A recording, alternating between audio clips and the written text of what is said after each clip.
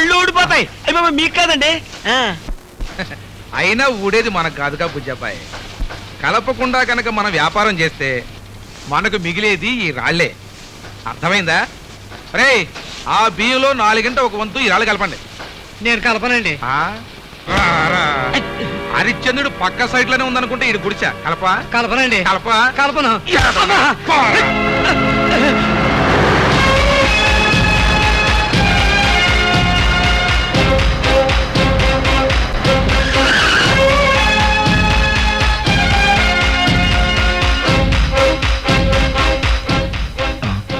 చంద్రం,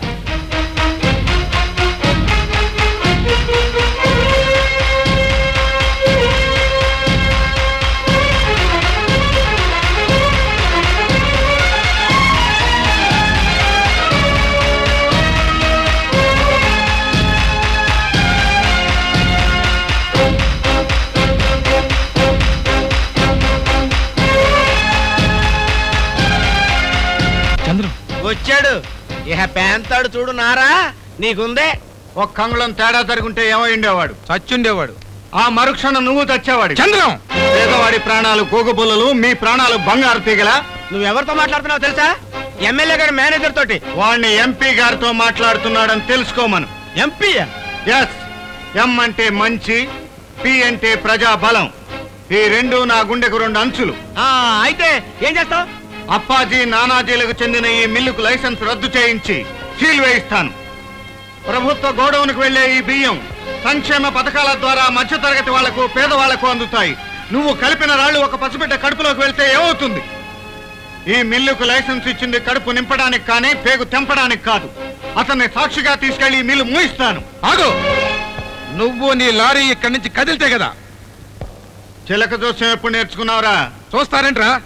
అతని కాళ్ళు చేతులు విరిచిపారేయండి. కేసు వస్తే అప్పాజీ గారు చూసుకుంటారు. అయ్యి బాబోయ్.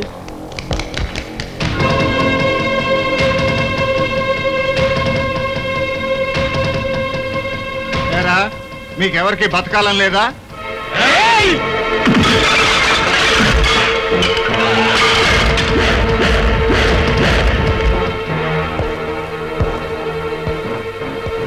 ఏమన్నావు? కేసు వస్తే అప్పాజీ చూసుకుంటాడా? ఇప్పుడు చూసుకోమను. పళ్ళు ఊడిపోయా? ఊడిపోతారా? నీకెందుకురా డైలాగులు?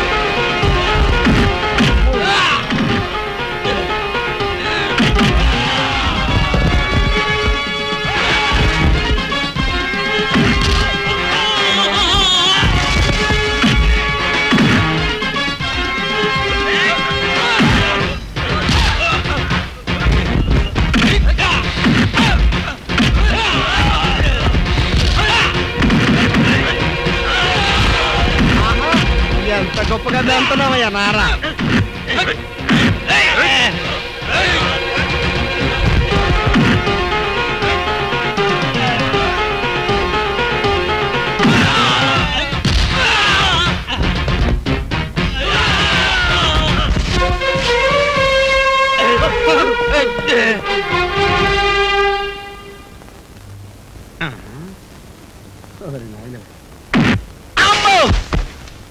ఏది? ఫేస్ ఒకసారి పైకెత్తు. ఫ్రంట్ బ్యాక్ పగిలిపోద్దని చెప్పు మీ అప్పాజీతో. స్టిక్కు దెబ్బలు తిన్నాను, కర్ర దెబ్బలు తిన్నాను. ఈ పేను నేను ఎప్పుడు చూడలేదు నాయను. అయ్యి బాబోయ్, ఇంత దెబ్బ కొట్టామేమయ్యా. దీనికి ఏం పేరు పెట్టాలా? ఎందుకు వచ్చిన గొడవలే లే. అమ్మో.